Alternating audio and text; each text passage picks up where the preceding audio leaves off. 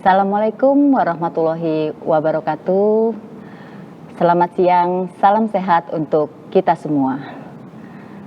Senang sekali saya Widya Silvianti dapat menemani adik-adik mahasiswa Universitas Gunadarma dan pemirsa di UGTV pada program literasi Team Teaching untuk mata kuliah Sains Data dan Analisis Big Data.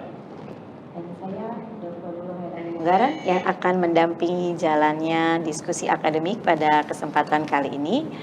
Hari ini kita akan membahas topik yang sangat menarik dan relevan dengan perkembangan teknologi saat ini, yaitu data science untuk smart tourism, analisis infrastruktur jalan berbasis deep learning.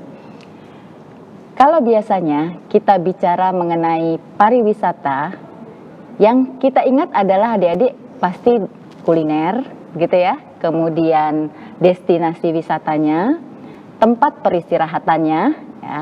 Tetapi kali ini ternyata ada faktor penting lainnya pada saat menentukan kenyamanan untuk wisatawan terutama dalam pariwisata, yaitu pada kualitas infrastruktur dari jalan. Betul sekali Bu Sylvia, dan menariknya saat ini nih kondisi jalan dapat dianalisis menggunakan teknologi data science dan artificial intelligence gitu ya. Sehingga nanti proses monitoringnya menjadi lebih cepat dan akurat. Nah, untuk membahas hal atau topik tersebut telah hadir bersama kita narasumber sekaligus dosen pengampu dari informatika yaitu Dr. Oktaviani Hutapea. Selamat siang Ibu Dr. Oktaviani. Selamat siang Ibu. Salam sehat, terima kasih ya Bu. Salam sehat, terima kasih kembali Ibu Silvi dan Ibu Lulu. Oke, baik.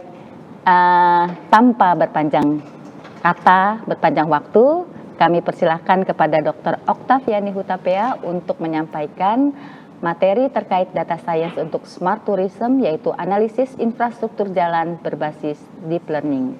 Waktu dan tempat dipersilakan.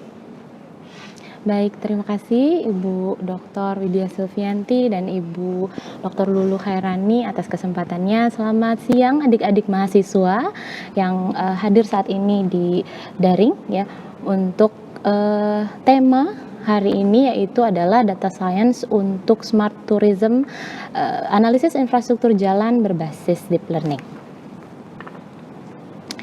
Nah, kita bicara dulu smart tourism mungkin apa sih ya, smart tourism itu seperti apa, kemudian apa saja yang mungkin mendukung atau menyokong lahirnya sebuah smart tourism. Nah, di kesempatan kali ini saya ingin membahas sedikit satu aspek yang mungkin bisa menjadi aspek paling penting pada tema kali ini yaitu smart tourism. Ya, yaitu aspek dari sisi transportasi atau dari sisi kelayakan jalan. Nah, mungkin Bu Silvi dan Bu Lulu ya, izin manggilnya biasa Bu Silvi. Itu saya mau cerita sedikit tentang bagaimana sih kondisi jalan bisa mempengaruhi hadirnya wisatawan. Ya, wisatawan baik dalam negeri maupun mancanegara.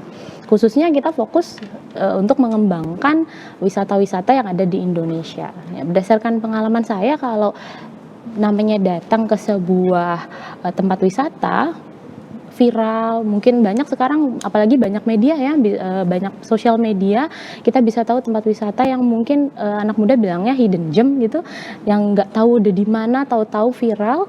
Nah, itu yang pertama kali diperhatikan adalah akses menuju tempat wisata tersebut. Ya.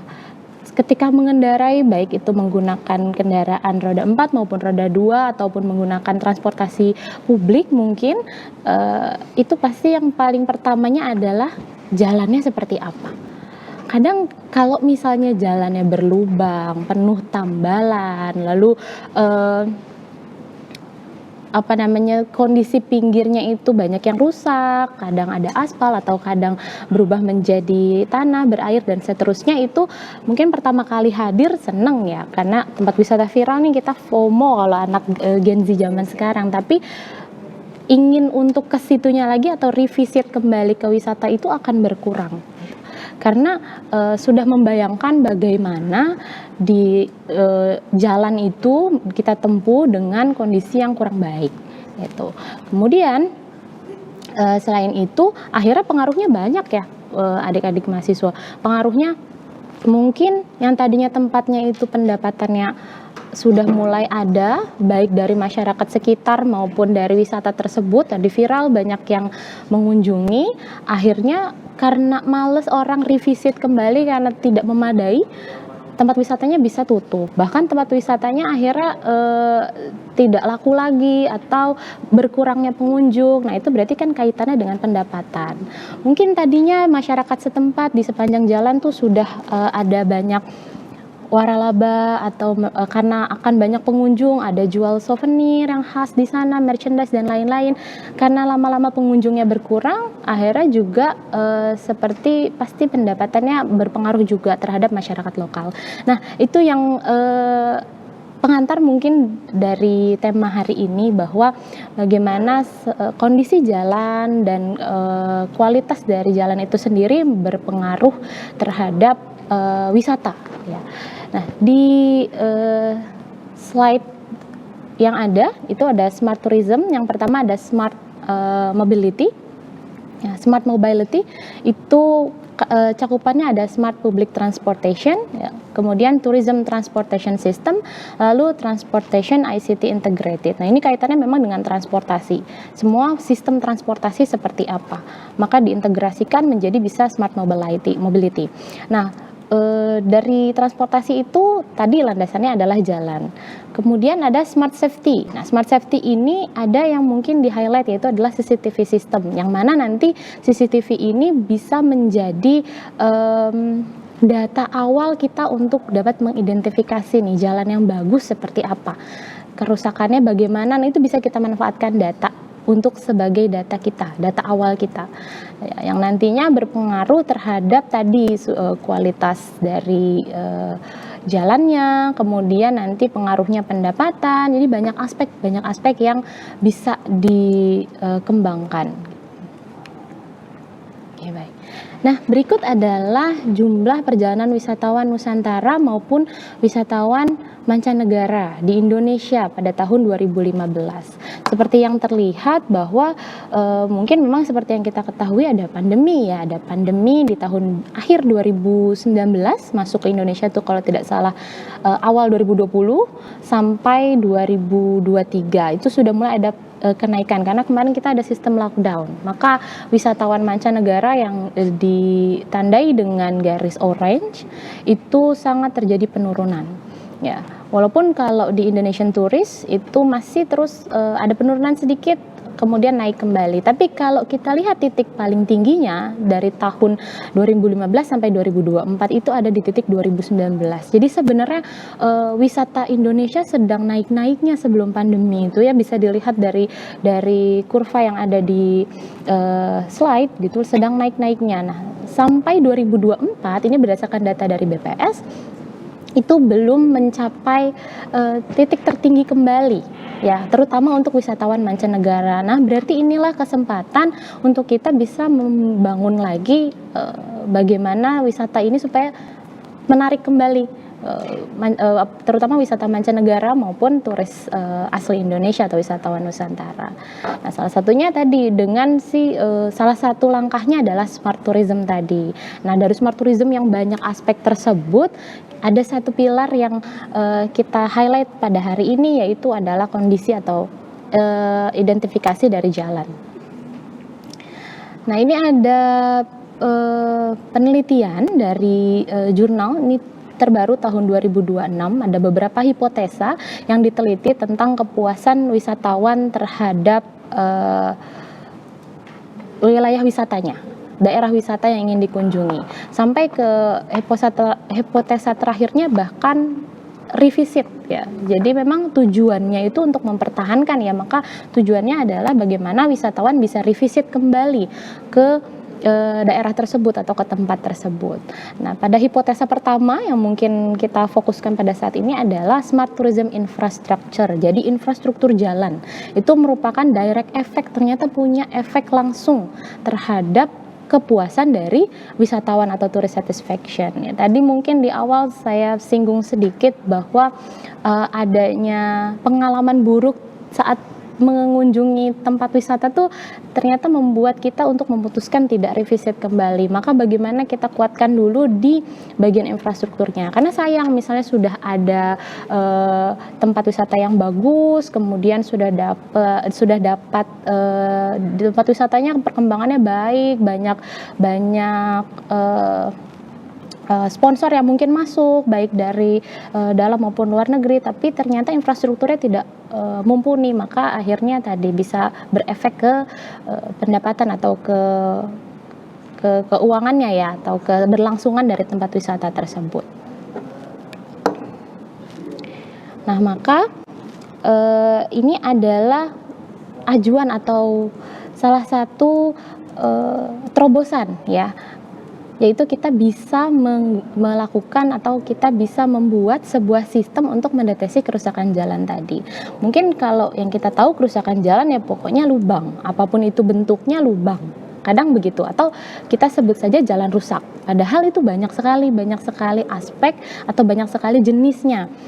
Nah, kenapa harus dijenis-jeniskan? Nah, ketika dijenis-jeniskan itu kaitannya dengan maintainability-nya, kaitannya dengan perbaikannya.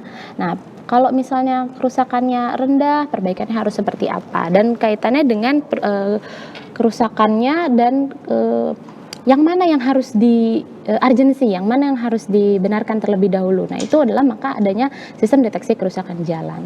Nah, dengan memanfaatkan si TIK itu sendiri, kita bisa melahirkan sistem deteksi kerusakan jalan. Nah, ini selama ini kita pemantauan jalan itu di Indonesia dilakukan oleh Direktorat Jenderal Bina Marga ya, secara nasional. Walaupun mungkin oleh masyarakat sendiri pasti dilakukan juga untuk pemantauan jalan. Nah, apa saja yang menjadi kerusakan jalan atau klasifikasi dari kerusakan jalan itu ada apa saja sih? Ada retak, kemudian ada distorsi, ada kegemukan, ada cacat permukaan, pengausan dan penurunan utilitas. Jadi itu ada 6 klasifikasi besar. Nah, yang nantinya mungkin akan kita bahas atau yang paling banyak muncul itu adalah retak. Nah, adik-adik mahasiswa mungkin kalau lagi jalan sering lihat tuh ada retakan di jalan aspal ya. Jalan perkerasan lentur atau kita sebut dengan aspal. Ada retak yang mirip seperti kulit buaya, ada retak yang memanjang dari cukup jauh gitu. Ada juga patching kita kenal nanti yaitu tambalan ya. Kalau tambalan sudah pasti kan seperti jadi gundukan ya, ketika kita membawa kendaraan sudah pasti kenyamanannya agak sedikit berkurang. Kalau mobil saja pasti agak miring gitu mungkin kalau menginjak tambalan ya. Lalu dan lain-lain yang pasti ada retak lainnya yang mungkin belum teridentifikasi namanya dan jenisnya. Nah, kerusakan ini lahir dari apa? Dari beban lalu lintas, lalu dari kualitas material, dari iklim dan drainase buruk. Nah, beban lalu lintas ini kita kaitkan lagi dengan tadi turis. Yang namanya banyak turis pasti beban lalu lintasnya tinggi. Karena kan jalannya jadinya tinggi pasti ininya bebannya, banyak turis yang datang dengan berbagai jenis kendaraan ya. Mungkin kalau wisatanya yang memang cocok untuk study tour yang bisa kendaraan lebih dari roda 4 itu kan pasti bebannya lebih tinggi lagi. Nah, itu adalah salah satu faktor kerusakan. Maka berarti kalau dikaitkan dengan smart tourism tadi ya, kerusakan jalan ini sangat erat dengan kualitas dari tempat wisata tersebut. Nah, ternyata dan lain dari fakta tersebut, kondisi jalan di Indonesia ini semester 2 tahun 2024 berdasarkan Bina Marga itu masih jalan yang berstatus baik itu masih 41,95%. Jadi belum ada 50%-nya berstatus baik di Indonesia. Kemudian diikuti sedang 53,26%, lalu rusak ringan 3,65% sampai rusak berat 1,14%. Terlihat 1% tapi kalau dikalikan dalam bentuk kilometer panjang juga 541,77 km. Nah, maka ini menjadi landasan kenapa sih kita perlu membangun sebuah sistem untuk mendeteksi kerusakan jalan. Nah, apa saja kalau jalannya rusak itu bisa mengakibatkan yang pertama, menimbulkan peningkatan resiko kecelakaan. Ya, kalau mungkin ada yang pernah mengalami atau lihat sedang di jalan karena jalan berlubang, apalagi di musim pancaroba sekarang sedang ada fenomena ya El Nino yang tidak membuat kadang hujan panas dan seterusnya, itu pasti membuat jalanan juga menjadi mudah rusak ya, terutama di perkerasan lentur yang kita bahas hari ini ya. Sehingga tingkat resiko kecelakaannya itu pasti tinggi. Nah, bayangkan kalau kita mau ke tempat wisata tapi resiko kecelakaannya tinggi. Apalagi Indonesia kita tahu sendiri bahwa kontur jalannya itu ada banyak yang naik turun, berbelok-belok. Nah, maka kalau kontur jalannya saja sudah naik turun dan berkelok, kalau jalannya kurang bagus bagaimana? Nah, resiko kecelakaannya double-double lagi, lebih tinggi gitu ya. Lalu pastinya juga menghasilkan atau menurunkan kenyamanan berkendara. Nah, tadinya berkendara kan kita bisa bedakan ya, kalau kita di jalan tol mungkin yang jalannya lurus, halus gitu. Kenyamanan berkendaranya pasti lebih enak dibandingkan dengan mungkin yang tadi banyak tambalan, banyak lubang gitu. Banyak retakan dan lain-lain. Akhirnya mobilitas dan distribusi barang maupun jasa juga jadi lebih lambat. Nah, karena tadi mungkin karena karena jalannya kurang bagus, maka kecepatannya kan jadinya pasti lebih rendah untuk mengurangi resiko kecelakaan. Dan juga mungkin kalau misalnya kaitannya dengan wisatawan ya, wisatawannya jadinya jalannya pelan-pelan, nyampe ke sana jadinya butuh waktu yang harusnya 1 jam mungkin malah jadi 1,5 jam. Nah, 30 menit itu berkurang dari waktu kita bisa menikmati tempat wisata tersebut gitu. Lalu yang sudah pasti yang terakhir yang dari tadi saya singgung adalah daya tariknya jadinya lebih turun dan berkurang tadi untuk revisit dan untuk bahkan kadang belum visit tapi sudah dengar testimoni dari yang sebelumnya sudah datang gitu, jalanannya jelek jadinya nggak mau visit, nunggu jalanannya bagus. Nah, dari tadi latar belakangnya, kemudian akibat yang mungkin ditimbulkan, maka diusunglah sebuah metode nantinya, yaitu identifikasi kerusakan jalan secara otomatis ya, dengan pendekatan teknologi. Teknologi apa nanti? Mungkin pendekatannya adalah teknologi deep learning. Ya. Nah, ini adalah cakupan ilmu. Jadi kenapa sih ada data science tiba-tiba di sini? Nah, data science itu kan kemampuan atau solusi kita untuk dapat memahami data yang kompleks ya. Lalu data science ini kalau bisa dilihat dari gambar adalah bersinggungan ke banyak bidang ilmu lainnya. Contohnya machine learning, lalu pasti ada matematika dan statistik, lalu ada computer science dan IT, lalu ada domains and business knowledge-nya.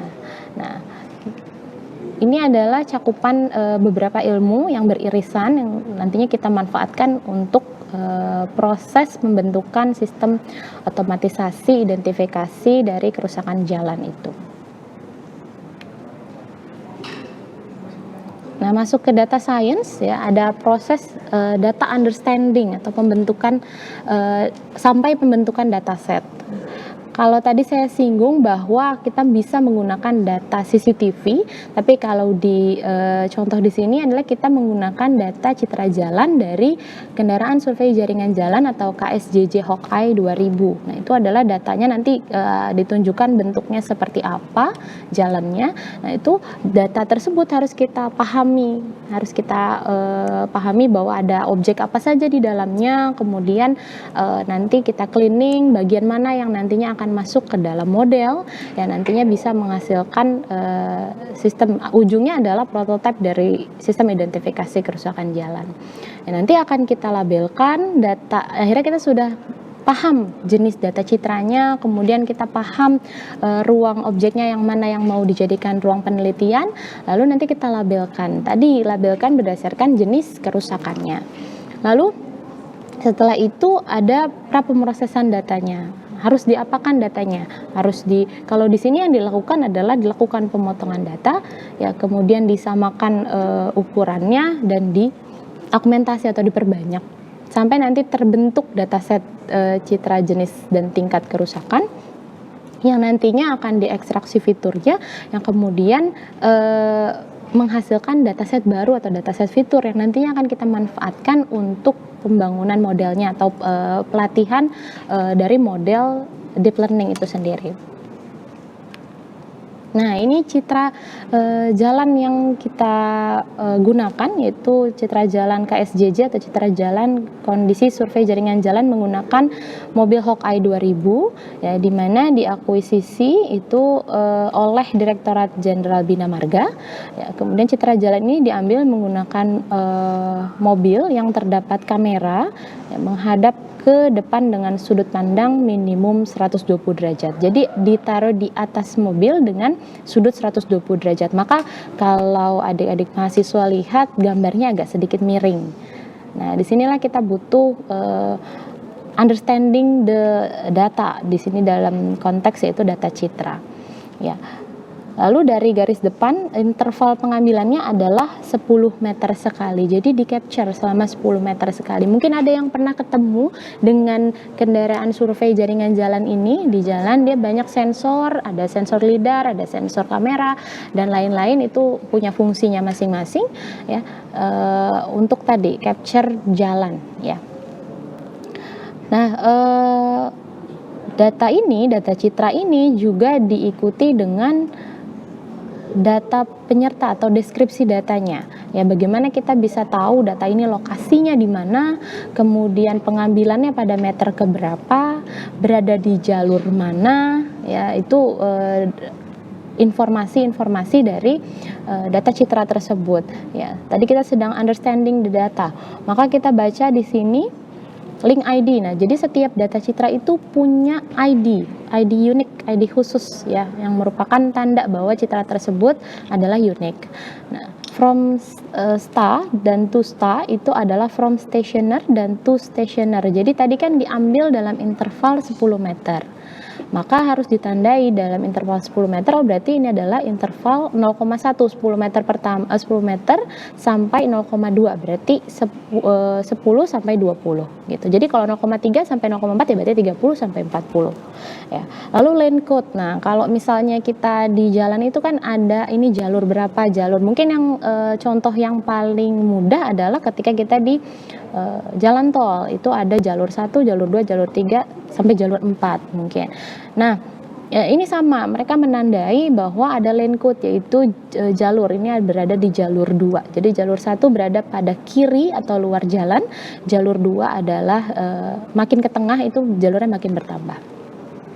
Nah, lalu bagaimana kita tahu ini posisinya ada di mana? Nah, itu ada data namanya star lat atau latitude dari pengambilan gambar dan longitude dari pengambilan gambar. Nah, ini bisa kita pastikan mungkin menggunakan Google Maps bahwa latitude dan longitude-nya sama atau tidak. Itu ada info tersebut. Kemudian 5 baris di bawah itu adalah menandakan ada kerusakan apa di situ dan di tingkat kerusakan yang mana.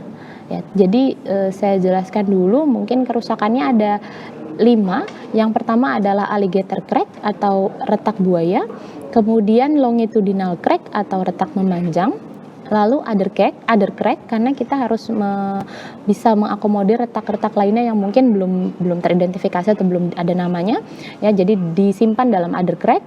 Kemudian patching atau tambalan dan potholes atau lubang gitu. Kemudian identifikasi terhadap 3 tingkat kerusakan jalan, yaitu rendah, sedang, dan tinggi.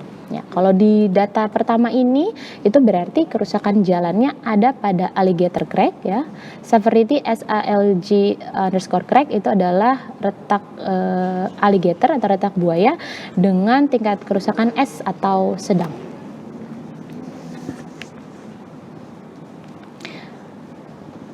Nah, ini merupakan proses kedua. Tadi kita sudah bisa baca tabelnya, maka kita bisa tandai bahwa apa sih yang terjadi di jalan tersebut dengan lokasi tersebut. Ternyata tadi ada alligator crack, kemudian tingkat kerusakannya sedang. Nah, mungkin kalau alligator crack bagi turis atau bagi mobil kendaraan yang besar tidak terlalu berpengaruh ya. Tapi makin lama kendaraannya makin banyak, dia bisa berubah menjadi pothole. Nah, kalau pothole kaitannya sudah ada kedalaman di situ, maka pasti ada goyangan saat kita berkendara. Ketika ban kendaraan menyentuh ke lubang, itu pasti akan terjadi ketidakstabilan saat berkendara. Nah, ini kaitannya ke kenyamanan. Tuh, maka kenapa alligator crack masuk juga dalam pendeteksian jenis kerusakan maupun tingkat kerusakannya.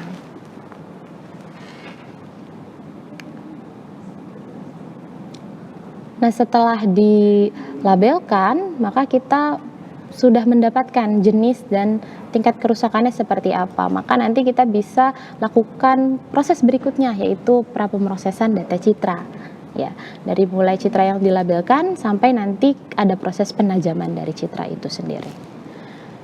Baik, menarik sekali nih penjelasan dari Ibu Okta ya.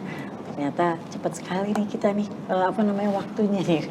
Ya, jadi smart tourism itu ternyata bukan hanya berbicara tentang aplikasi wisata ya, Bu Silvi dan Bu Okta, tapi juga bagaimana sih teknologi itu mendukung ya, pengalaman wisatawan secara menyeluruh. Begitu nggak Bu Silvi? Ya, betul. Jadi ternyata ada satu faktor penentu lagi ya, Bu Dr. Oktaviani ya, bahwa masalah transportasi dalam hal ini kualitas dari jalan, begitu ya, kualitas dari jalan tersebut tadi sempat dijelaskan bahwa kita tuh sering ya jalan yang tadi rusak ya, rusak tadi, kemudian yang paling banyak ada di masih di bawah 50% yang kategori baiknya gitu ya.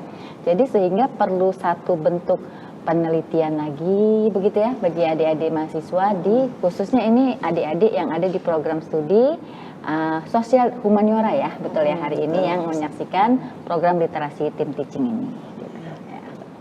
Baik, nanti hari ini setelah penjelasan dari Okta ya bahwa kita akan bahas lagi secara mendalam seperti apa sih ya proses-proses selanjutnya, betul begitu ya.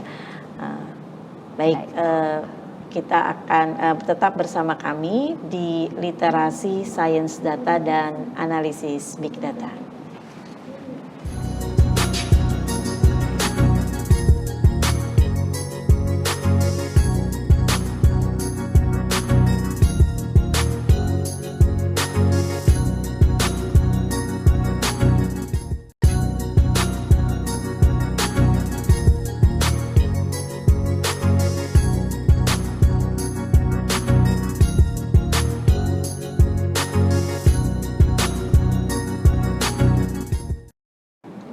Selamat datang kembali adik-adik mahasiswa khususnya dari program studi di Sosial Humaniora dan juga pemirsa UGTV.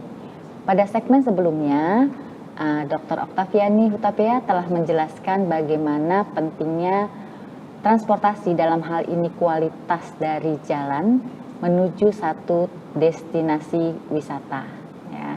Jadi Dr. Oktaviani telah menjelaskan bahwa ada hipotesa atau dari penelitian yang ada bahwa kualitas dari jalan itu akan menentukan bagaimana nanti wisatawan bisa revisit atau datang kembali kepada tempat wisata.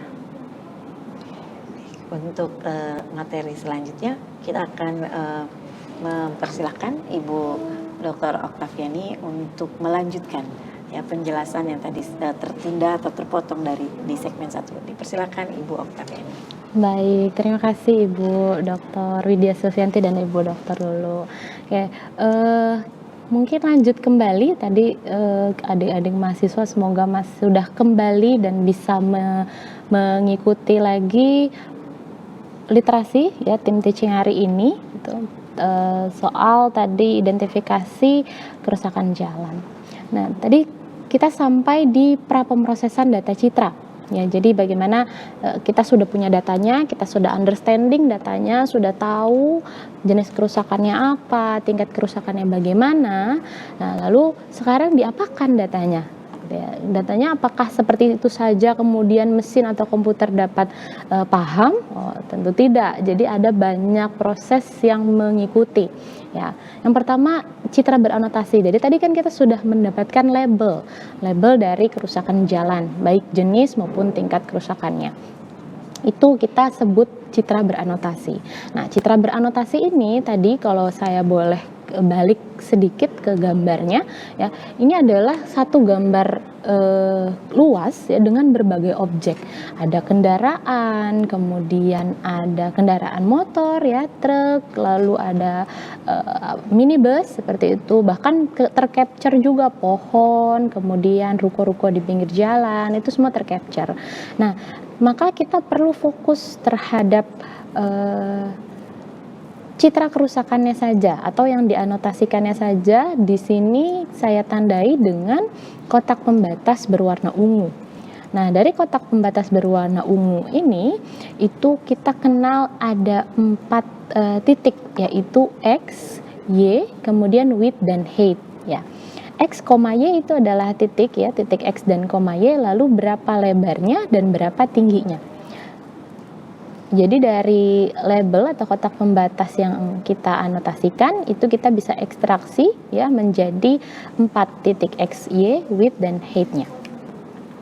Nah, maka kita sudah punya data tersebut, kita bisa lakukan pemotongan citra. Tadi saya sudah singgung sedikit bahwa kita fokus terhadap objek yang ingin diteliti, yaitu kerusakan jalan, maka kita potong di bagian kotak pembatasnya. Nanti disisakan, nanti saya visualisasikan setelah ini bahwa sisanya itu nanti hanya bagian dari kerusakannya saja ya. Nah, kalau kita mundur kembali, itu ukuran dari kerusakan jalan itu berbeda-beda. Ada yang kecil, ada yang lebar, ada yang panjang ya. Mungkin kalau longitudinal crack dia panjang sudah pasti, memanjang, tapi tipis ya. Kalau alligator crack mungkin agak sedikit mengarah ke persegi ya.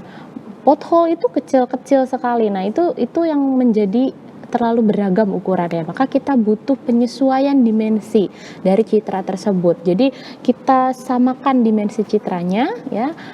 Kemudian dari keterbatasan jumlah data tersebut kita juga bisa melakukan augmentasi. Nah, khusus di penajaman itu adalah salah satu bentuk percobaan ya, percobaan dari nanti akhirnya kita modeling.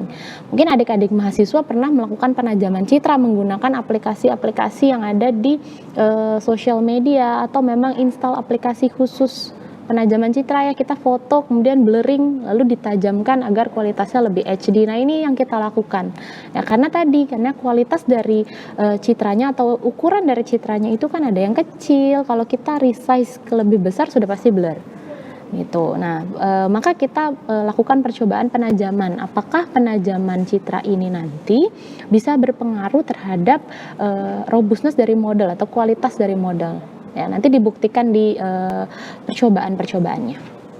Nah, kemudian kalau tadi mungkin dalam bentuk bagan kurang jelas, saya coba lahirkan dalam bentuk visualisasinya ya, bahwa dari citra yang luas tadi kita dalam satu gambar itu bisa terdiri dari banyak kerusakan.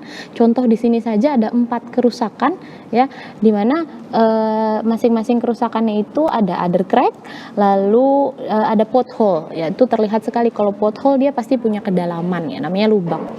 Ya, jadi dari satu citra lahirlah 4 jenis kerusakan, berarti kita jadi punya 4 datanya ya. 4 datanya ini di cropping atau dipotong sehingga fokus hanya pada kerusakannya saja, jenis kerusakan. Di sini kita baru bicara soal jenis kerusakannya. Nah, tadi bentuknya ada yang sedikit melebar ya, di situ dijelaskan juga ukuran dimensinya, semoga terlihat ya. Itu ada yang 324 kali 140 pixel, oh berarti dia melebar ke samping. Ya, ada yang kecil sekali, misalnya yang other crack itu lebih kecil. Nah, maka kita resize supaya ukurannya sama. Tujuannya apa? Tujuannya supaya kita kan ini mau cerita ke model, dituangkan dalam model, cerita ke mesin atau ke komputer. Nah, supaya komputernya mengenal dengan lebih bagus. Tujuannya itu gitu ya. Nah, setelah disesuaikan dimensinya, itu diaugmentasi atau kita kenal dengan diperbanyak. Kenapa tuh diperbanyak ya? Kalau kita bicara pelatihan, atau saya coba analogikan ke dalam manusia. Manusia kalau banyak belajar harusnya juga makin pinter ya. Logikanya seperti itu, banyak belajar, banyak pengalaman, makin cerdas. Nah, itu tujuannya, kita perbanyak supaya komputer ini bisa lebih paham beragam data, supaya ketika gambarnya itu miring sedikit atau agak terbalik sedikit, dia masih bisa tahu bahwa oh itu jenis dari pothole, misalnya jenis dari lubang. Nah, maka perbanyakan data untuk memperbanyak variasi dari fitur yang dikenalkan terhadap nanti modelnya itu dilakukan dalam 4 tahap atau 4 jenis ya, maaf. Yang pertama adalah dirotasi arah 90 derajat ya, maka agak dibalik sedikit. Nah, ini pasti pernah melakukan nih menggunakan aplikasi-aplikasi editing foto. Dirotasi 90 derajat, kemudian dirotasi 180 derajat, berarti terbalik, kemudian di flip ya, di vertical flip atau mirroring ya, ada dalam sumbu vertikal maupun sumbu horizontal, yaitu di mirroring. Mungkin suka juga ada yang oh saya angle kiri, maka di mirroring supaya tetap pada angle-nya. Nah, itu proses augmentasi untuk memperkaya dari fitur-fitur yang dikenalkan terhadap si model itu sendiri. Nah, pastinya ini dilakukan menggunakan code programming ya, bukan kita menggunakan aplikasi editing foto yang sudah jadi, karena kan kita bicara soal data yang cukup banyak ya. Nah, lalu kemudian setelah datanya dirasa cukup ya untuk dikenalkan atau kita buat data pelatihannya, itu ada satu percobaan tambahan yang dilakukan, itu ditajamkan ya.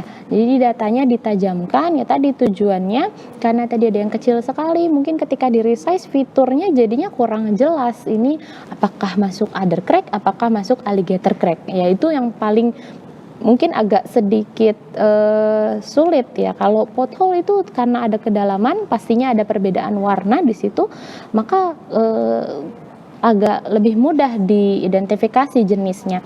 Tapi kalau yang crack ini terutama alligator dan crack lainnya itu agak sulit.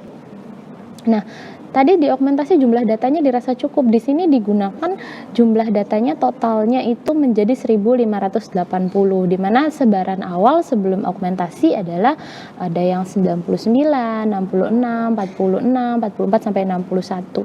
Ya, itu sebarannya, kemudian dikali 4 ya, karena kita tadi melakukan 4 proses augment, lalu sehingga didapatkan jumlah akhirnya adalah 1580 data citra. Nah, ini mungkin agak sedikit lebih teknis dari apa yang dilakukan oleh model atau yang nantinya akan menghasilkan sistem. Ya, jadi tadi saya mungkin singgung sedikit tentang ekstraksi fitur ya. Gimana sih komputer bisa kenal ini itu jenis kerusakan pothole, ini jenis kerusakan other crack, alligator crack dan lain-lainnya. Nah, maka kita ekstraksi fiturnya menggunakan ada di sini ada menggunakan 3 kombinasi ya. Kombinasi pertama itu adalah histogram of oriented gradient ya, dikombinasikan dengan ekstraksi fitur berbasis CNN atau ResNet 50 ya, kita kenal ya, di mana si HOG ini dia akan mengkonversi citra ya dalam format RGB atau red green blue, lalu dikonversi ke dalam bentuk grayscale ya, menggunakan gradient yang kita kenal namanya gradient Sobel, nanti menghasilkan vektor fitur HOG atau HOG.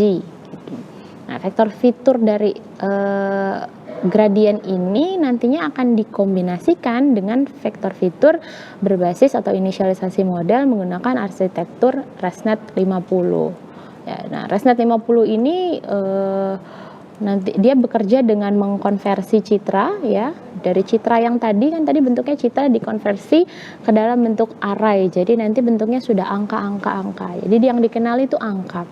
Lalu kemudian ada penambahan dimensi batch array ya, ini tadinya dimensinya 3 ditambahkan lalu dinormalisasi sampai nanti menghasilkan vektor fitur. Nah, sama-sama menghasilkan vektor fitur dicombine, nah nanti hasilnya baru masuk ke dalam model. Ini ekstraksi fitur yang pertama atau yang diusungkan yang pertama.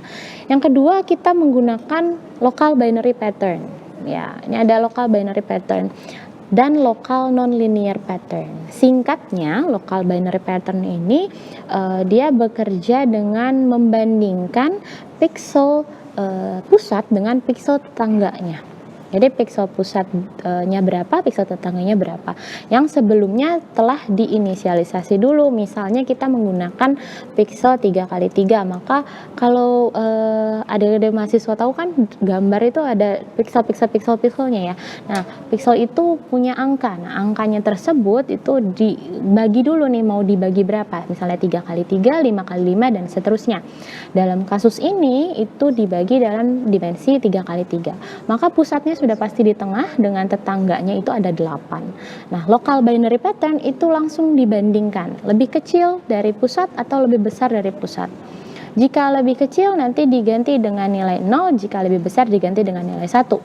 Nah, hasilnya akan mendapatkan nilai baru di situ. Nah, itu local binary pattern. Bentuk hasilnya adalah histogram.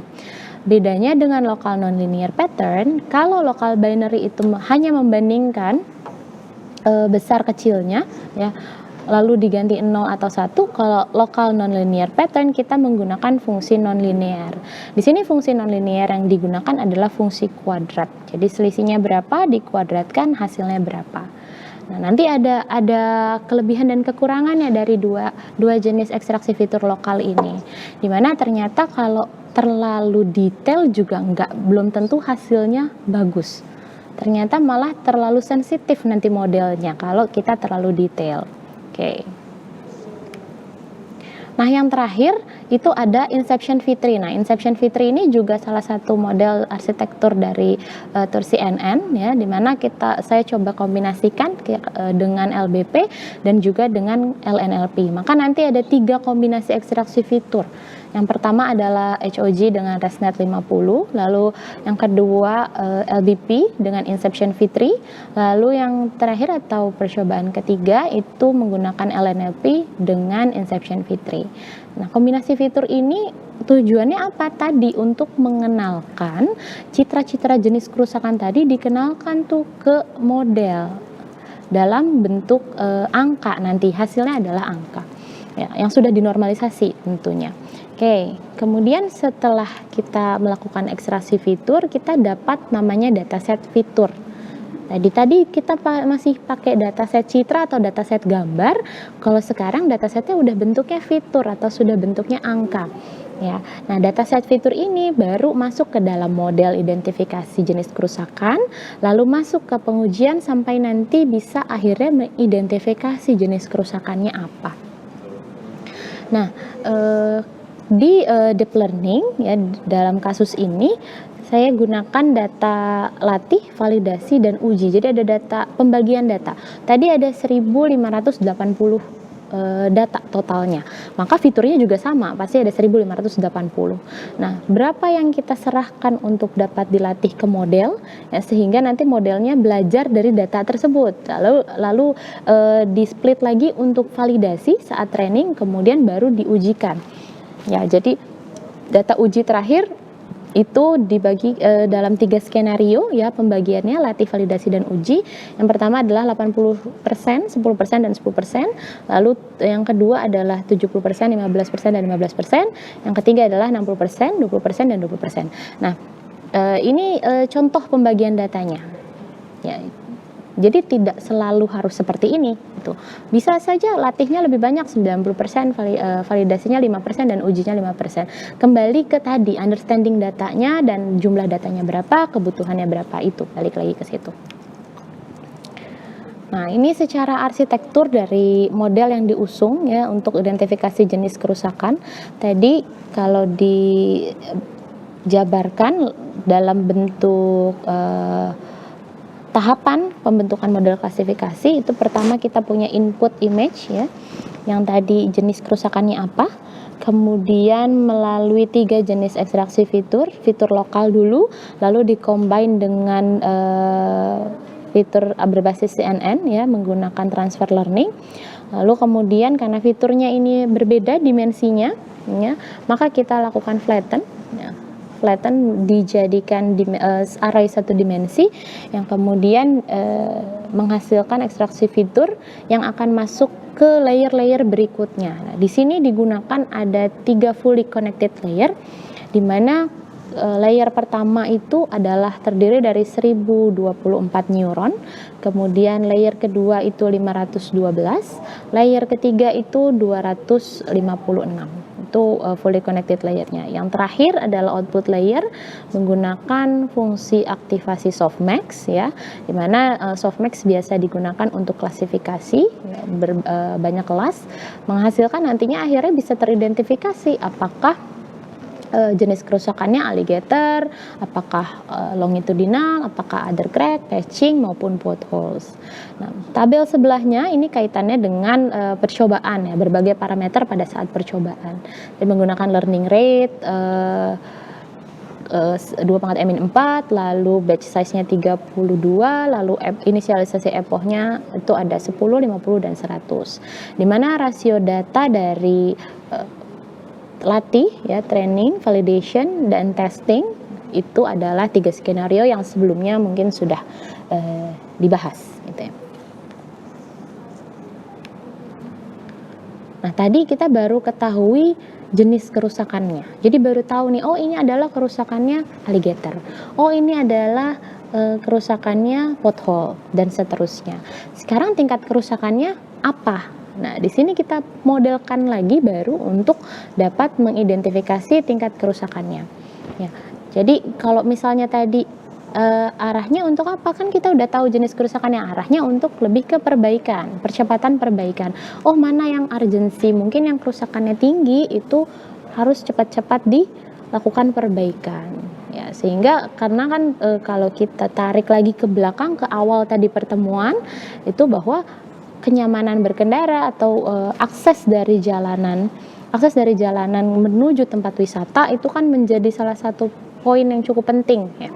Maka kalau misalnya ada kerusakan tinggi, contoh ada lubang yang cukup besar ya, berarti itu kan kita anggap misalnya kerusakannya tinggi. Nah, itu harus buru-buru diperbaiki. Nah, ini nanti bersinggungan lagi nih dengan proses perbaikan mungkin di disiplin ilmu lainnya, mungkin teknik sipil ya, bagaimana perbaikan jalannya, kualitas material, dan seterusnya. Nah, untuk modelnya sendiri diusungkan adalah bisa menggunakan K-means clustering ya, kemudian nantinya akan dilakukan pengukuran tingkat kerusakan dengan bantuan cosine similarity. Nah, kenapa diklasterisasi kalau yang tadi diklasifikasi? Nah, diklasterisasi dilakukan karena pola atau kerusakan jalan yang tertangkap dari kamera tadi kan menggunakan sudut 120 derajat. Kemudian objeknya sangat luas di situ. Nah, lalu dimensinya banyak yang kecil-kecil. Maka pola rendah, sedang, dan tingginya ini perlu kita ketahui dulu. Nah, dengan apa? Dengan bantuan tadi klasterisasi atau K-means di sini. Nah, K-means itu karena ada key di situ K. Nah, itu kita tentukan nilai K-nya berapa. Karena kita tahu pembagiannya rendah, sedang, dan tinggi, maka kita tentukan K-nya adalah 3. Ya, jadi nanti K-means ini akan mengklasterisasi berdasarkan kedekatannya ya, nilai K-nya 3 berarti dia akan membaca yang mana masuk pola rendah, yang mana masuk pola sedang, dan yang mana masuk pola tinggi. Berdasarkan apa? Berdasarkan nanti akan means berarti rata-rata, lalu dihasilkan nilai centroid. Nanti ada nilai centroidnya dari setiap rendah, setiap sedang, dan setiap yang tinggi. Nah, untuk kita bisa menentukan ya, ada data baru diidentifikasi, ditentukan. Nah, nilainya masuk kemana itu menggunakan bantuan cosine similarity. Singkatnya, cosine similarity itu bekerja dengan membandingkan nilai centroid yang tadi sudah diklaster, ya sudah dapat nih dari sekian banyak data, dapat klasternya masing-masing, dapat nilai centroidnya.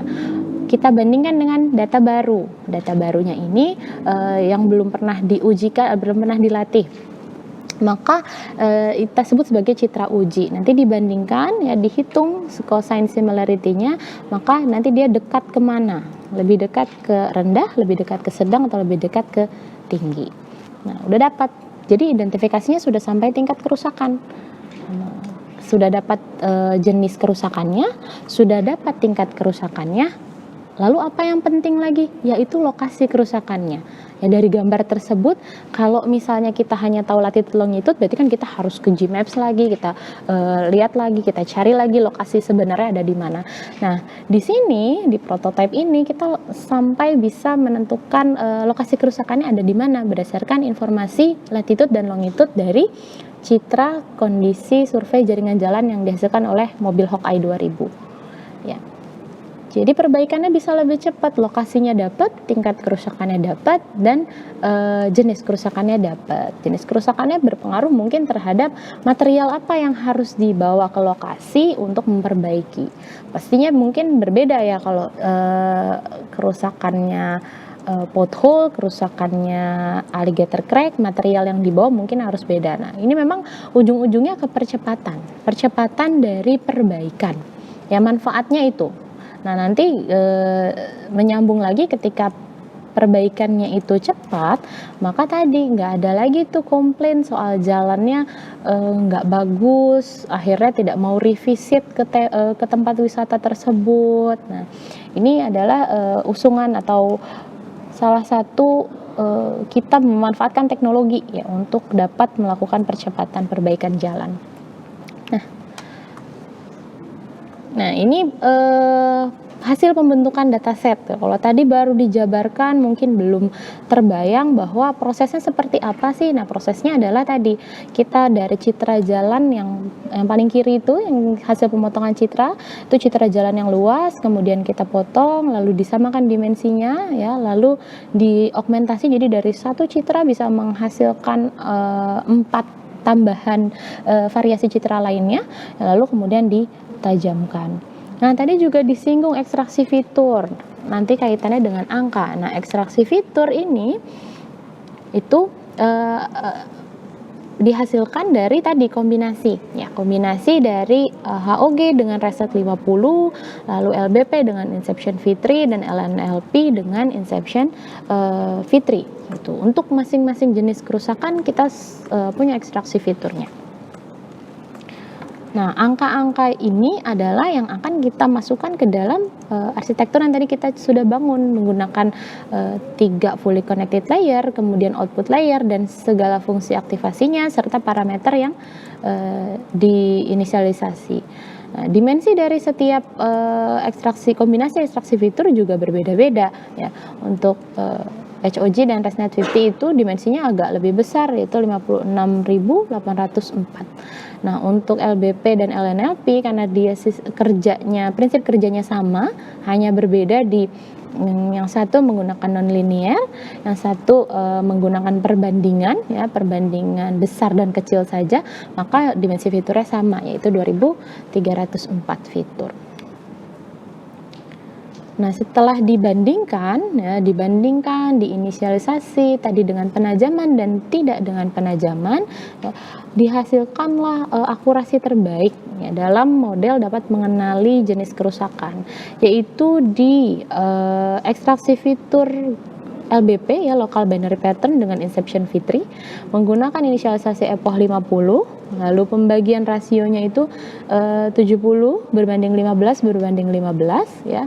Ternyata akurasinya sampai 0,97 atau 97% kita dapat sebut seperti itu.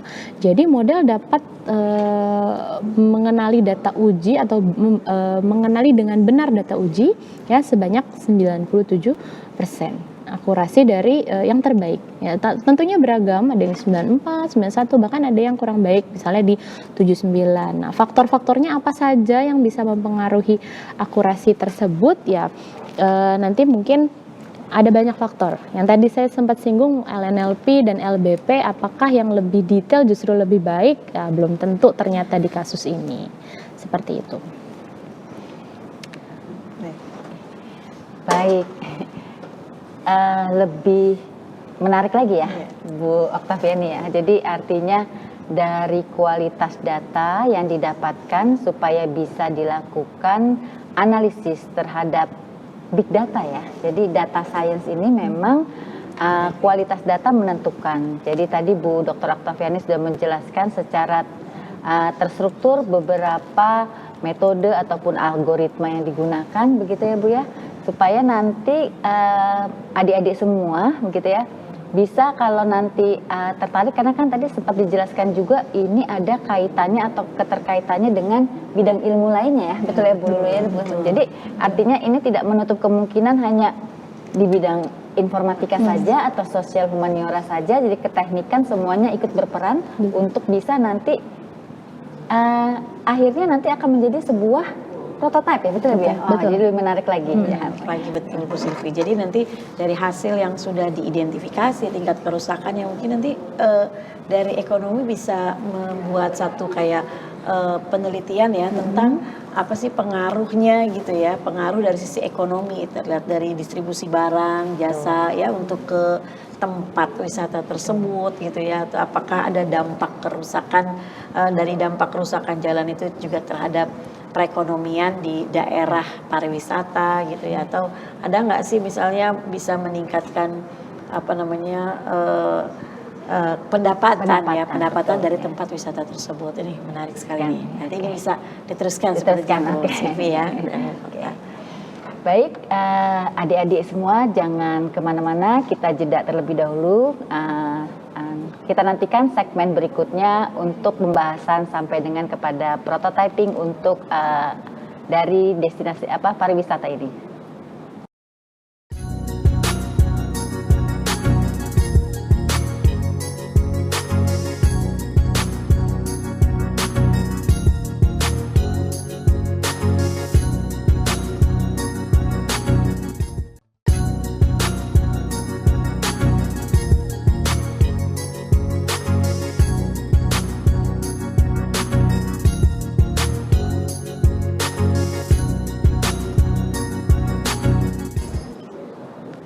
Kembali lagi di program Literasi Team Teaching untuk Sains Data dan Analisis Big Data. Kita sudah masuk ke segmen terakhir, adik-adik semua. Lebih menarik lagi pada segmen terakhir ini, Ibu Dr. Oktaviani akan memaparkan kelanjutan bagaimana nanti akan dibuat satu bentuk prototyping dari permasalahan smart tourism ini. Waktu dan tempat dipersilakan. Terima kasih Bu Dr. Widya Silvianti. Semoga adik-adik mahasiswa masih tertarik ya dengan pembahasan hari ini, mungkin agak sedikit teknis gitu, tapi ujungnya prototipe yang harusnya bisa digunakan oleh user siapa saja gitu. Kalau kita bicara sistem website untuk generasi digital saat ini itu bukan hal yang sulit untuk dipelajari. Kita bisa tinggal baca manual book, kemudian nanti bisa dimanfaatkan, mungkin pengembangannya seperti apa. Jadi ini sebenarnya prototipenya masih prototipe kecil Bu, belum yang sudah canggih sekali, belum. Justru di sini dipaparkan agar adik-adik mahasiswa mungkin bisa mengembangkan lagi. Tadi Bu Lulu juga singgung sedikit bahwa mungkin bisa dimanfaatkan untuk pendapatannya dan lain-lain. Ya. Baik, mungkin kita lanjutkan untuk di akhir, ini sudah menuju akhir. Tadi sudah sampai ke kita sudah mendapatkan hasil dari jenis kerusakannya tadi ya, dengan akurasi tertinggi itu adalah 0,97 atau 97% ya. Kalau adik-adik ingat tadi jenis kerusakan, maka ada satu lagi yaitu tingkat kerusakan.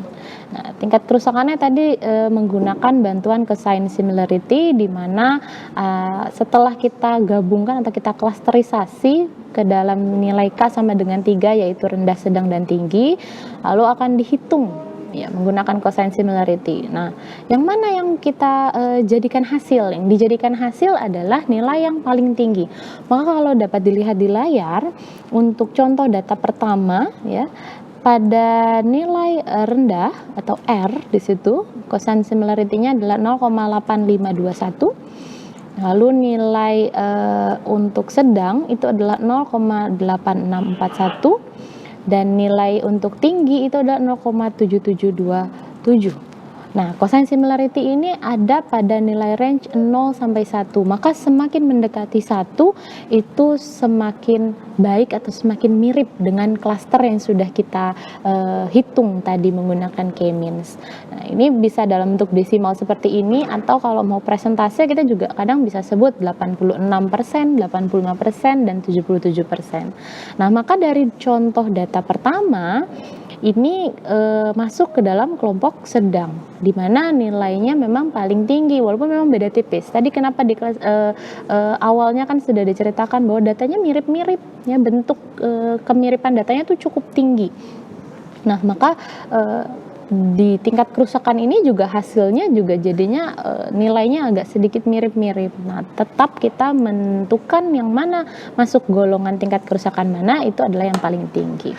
Nah, validasi ini kalau dilihat di tabel kolom yang paling terakhir ya, validasi ini divalidasi dengan data aslinya, bahwa ketika ternyata diidentifikasi sedang itu sesuai. Nah, kenapa ada yang tidak sesuai? Nah, ini adalah kekurangan atau memang tadi kan 97% dari jenis kerusakan. Nah, tingkat kerusakan ini nanti robustness-nya itu ada akurasi rata-ratanya itu ada 86%, 72% sampai 70%.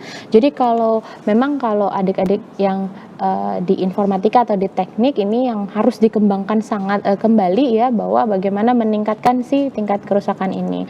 Tapi mungkin sudah dapat dimanfaatkan karena tadi yang jenis kerusakannya juga sudah cukup tinggi, tadi 97% untuk akurasinya.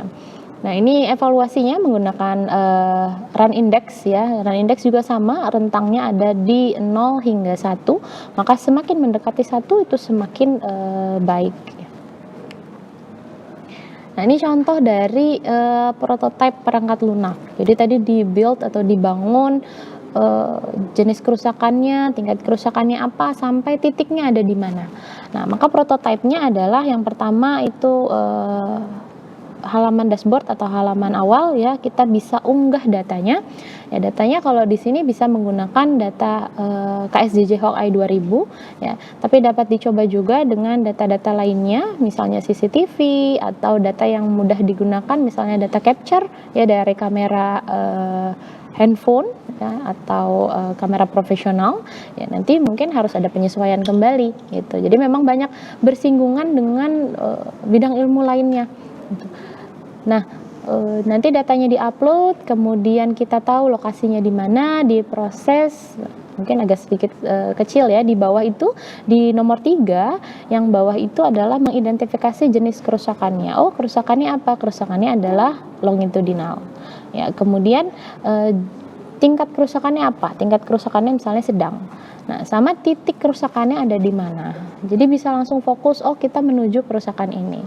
Ya, nanti bisa dimanfaatkan apakah datanya, tadi balik lagi ke data science, datanya dikumpulkan dengan data yang banyak, di mining, dibuat model baru lagi untuk menentukan tuh urgensi yang mana, yang untuk perbaikannya yang mana, yang lebih urgent duluan untuk dilakukan perbaikan ke lokasi.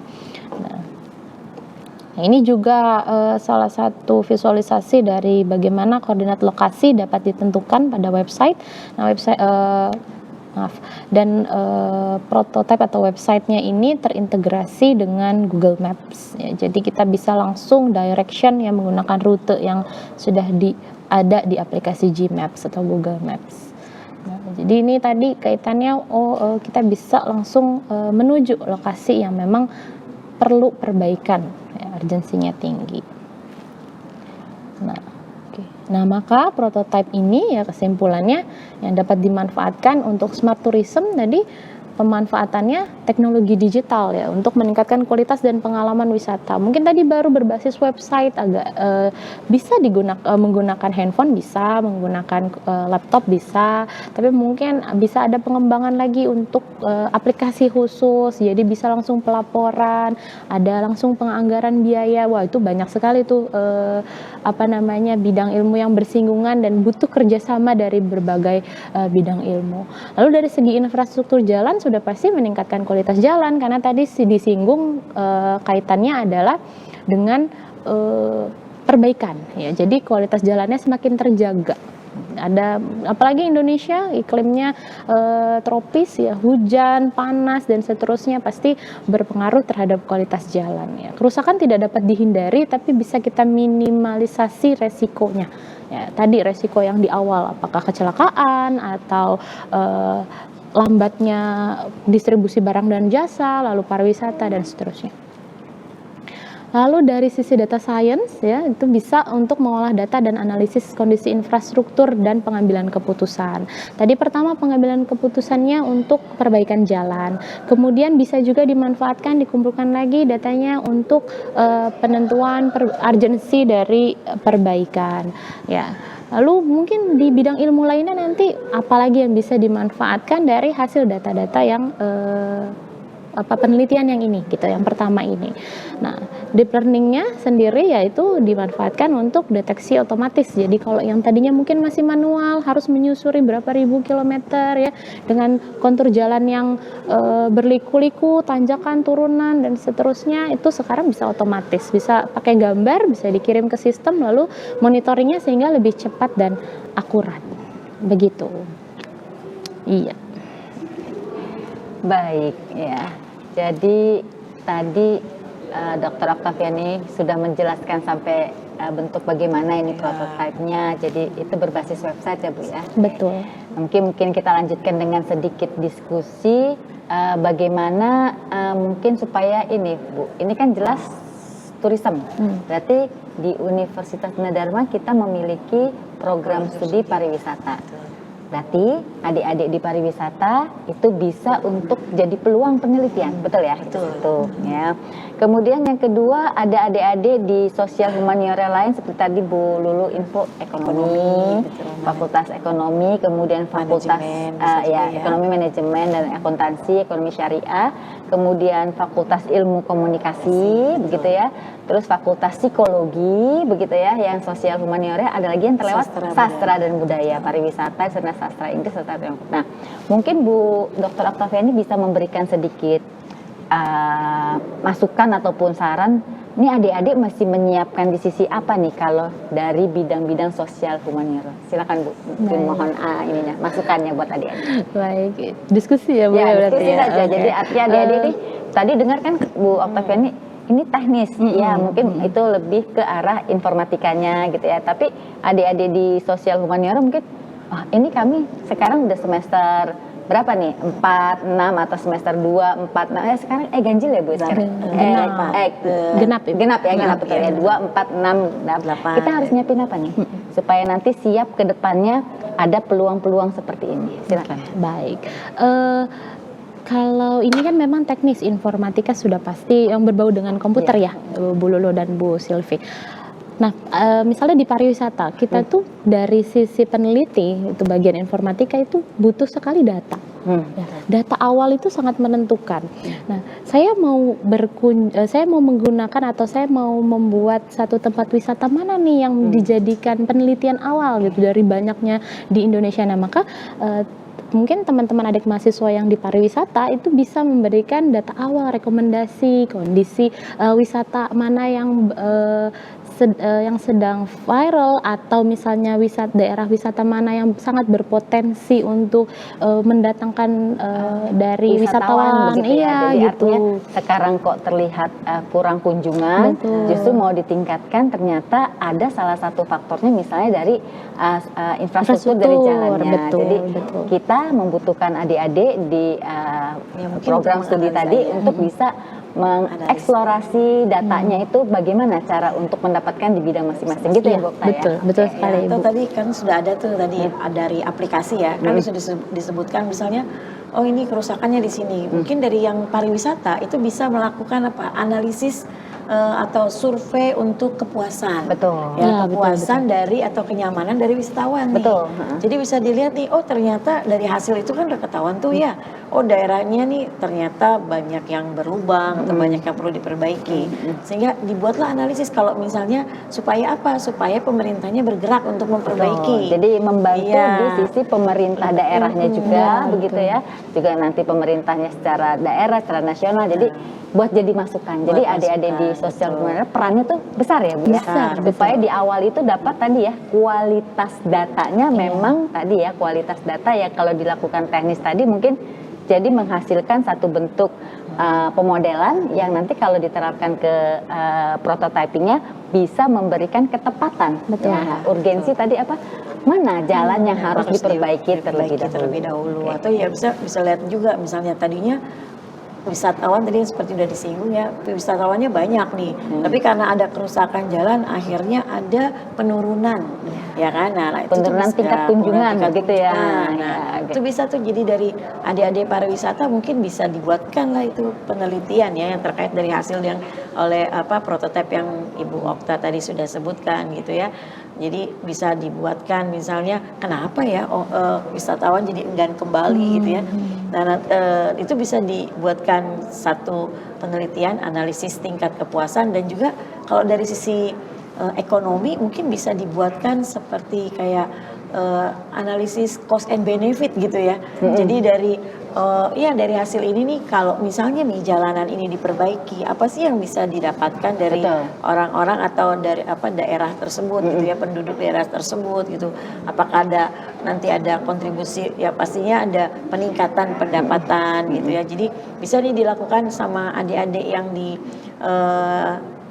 akuntansi gitu ya untuk melakukan misalnya tadi analisis cost and benefit gitu ya supaya nanti bisa dilihat kalau diperbaiki nanti akan apa yang keuntungan apa yang bisa didapatkan oleh para ekonomi lokal apakah nantinya omsetnya bisa turun ya atau bisa jadi tambah naik gitu ya, pendapatan bisa tambah naik, kemudian juga bisa kita lihat ukur dampak wisata ya tadi terhadap ekonomi daerah ya untuk Jadi meningkatkan akuntansi, pendapatan asli daerahnya tidak gitu ya. Oke, ekonomi ya. Ke bidang lainnya mungkin kalau dari komunikasi dan sastra begini tantangannya Bu ya. Nah, baik. Memang yang diharapkan itu kalau dari penelitian pasti bersinergi dengan bidang ilmu lainnya tadi dari hulu ke hilirnya itu banyak bidang Banyak, ilmu ya. pasti. Nah, memang tadi kalau dari pariwisata kita tahu arahnya, kemudian tadi perhitungan cost and benefit. Ekonomi, ya. Nah, kalau itu sudah terjalin maka adik-adik ilmu komunikasi bisa lebih mempromosikannya itu menjadi salah satu yang diunggulkan gitu. Wah, jalan ke sini bagus, ya. Jadi tidak perlu takut bagaimana gitu. lebih nanti tadi tingkat kunjungannya menurun, Iya. terus kemudian ada perbaikan di sana, digunakan satu prototypingnya nanti mungkin sudah jadi aplikasinya begitu ya, Betul. sehingga nanti bidang komunikasi ataupun bidang dari sastra untuk ya, nanti bahasa betul. dan sebagainya bisa membantu juga jadi teman-teman adik-adik bisa ada di sisi depan Awal, ya. dan akhir. Tengahnya biarkan kita serahkan ahlinya gitu ya. Jadi teman-teman adik-adik di informatika, ya, teknologi ya. Iya, Oke, betul. betul. Nanti adik-adik yang di sastra juga bisa bikin nih kalau yang udah terjadi dari hasil itu kan ya, jadi mungkin dia bisa bikin storytelling gitu ya. Betul. Storytelling tentang wisatanya atau jalanannya. Oh ya nih jangan ini udah diperbaiki nih jalanannya sekarang menjadi lebih bagus gitu ya. Nah itu bisa dibikin seperti itu, juga bisa dibuat dokumentasi Betul dokumentasi sekali. untuk adik-adik di sastra, budaya dan ilmu komunikasi seperti itu. Kalau tadi teknik itu pasti ya, keteknikan seperti tadi ya, urusan jalan tuh sipil atau Sipil, arsitekturnya pasti iya, berperan ya Bu ya. betul. Itu mungkin sudah terlihat ya, tapi mungkin tadi karena kita konsentrasi kepada adik-adik di sosial humaniora. Jadi sudah terjawab ya adik-adik ya.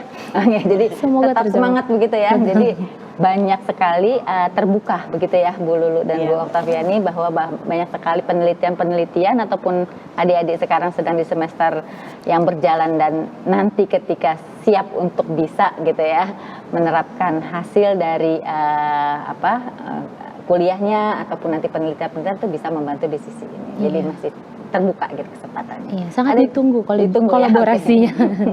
Ya, karena ini tadi dilihat juga ada data baru ya. Jadi artinya tadi kan datanya terbaru penelitian 2026 bahwa yang namanya hipotesa untuk infrastruktur itu direct kepada tadi Kepuasan. revisit. Jadi kan itu benar-benar kepuasan itu certification itu menentukan ke arah revisit-revisitnya tadi, betul ya Bu ya? Betul, Oke. betul. Itu kan baru ya, jadi artinya Baru banget. ini benar-benar ya karena tadi ya kita juga ngalami ya jalan ke satu tempat aja bisa apa ya, jalanannya tuh benar-benar tidak ada yang istilahnya bagus banget gitu ya. 100% gitu, tentu ada ininya Jadi ya. bikin kayaknya kayak bikin kapok gitu ya kan. Jadi kalau ada yang kayak begini kita bisa tahu kan, oh ya harusnya melewati yang jalan yang mana nih kalau Iya. misalnya yang sekarang belum diperbaiki. Diperbaiki. Nah, tapi juga jadi awareness buat ke pemerintah daerah untuk bisa, oh ya ini udah ada yang rusak nih.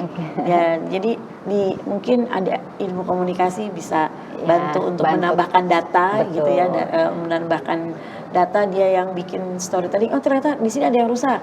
Nah, jadi kontribusinya bisa masuk ke aplikasi ini di bagian awal ya, Bagian bagian awal. Tapi mungkin saat ini mungkin adik-adik juga bisa terbantu dengan banyaknya tools ya Bu ya, tools-tools yang bisa membantu tadi untuk menyelaraskan proses-proses yang tadi mungkin kan kalau secara teknis, secara pengetahuan panjang sekali teknisnya ya, tapi itu memang berguna atau memang diperlukan begitu ya, ketika bagaimana nanti kita menggunakan tools-tools ya, ataupun perangkat lunak yang bisa membantu tadi sampai ke arah prototypingnya, jadi aplikasinya jadi seperti itu. Jadi mau datanya diambil, di capture kapanpun sudah bisa menghasilkan ini ya Bu Okta ya, urgensi bahwa ini daerah mana nih atau jalan di mana nih ya, yang tadi membutuhkan penanganan yang lebih terlebih dahulu gitu ya.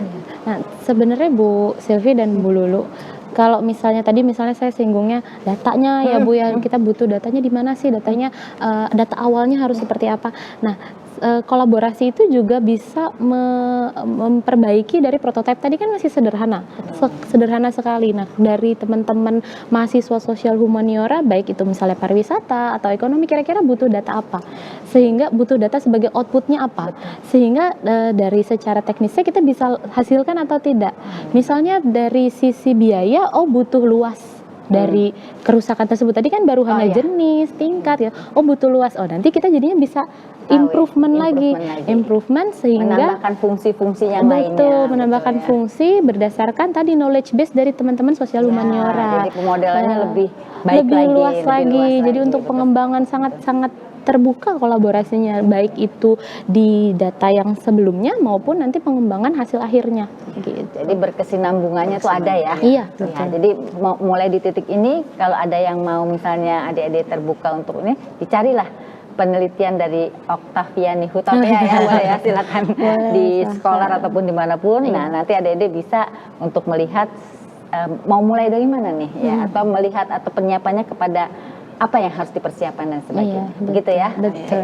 Ada lagi Karena mungkin? kan data science itu kita nggak bisa berdiri sendiri Betul, ya. Jadi kita nggak bisa hanya data science mengolah data dengan data yang besar gitu ya. Kita nggak bisa cuma berdiri dari teknik aja, tapi informatika, semua domain expert ya. Jadi semua ilmu bidang studi gitu ya, itu pasti punya kontribusinya gitu ya untuk di data science gitu ya. Ya, jadi data understanding-nya tadi itu benar-benar ya, semua ilmu itu bisa, bidang ilmu itu bisa masuk di sana. Nah, justru dari awal tadi, tahap tadi benar ya Bu ya, untuk penelitian apapun yang menggunakan machine learning, deep learning, jadi science data dan analisis big data, memang kekuatan di adanya data yang tadi berkualitas itulah yang menentukan nanti arah atau hasil dari outputnya tadi, betul ya. Oke. Jadi mudah-mudahan adik-adik tetap semangat begitu ya.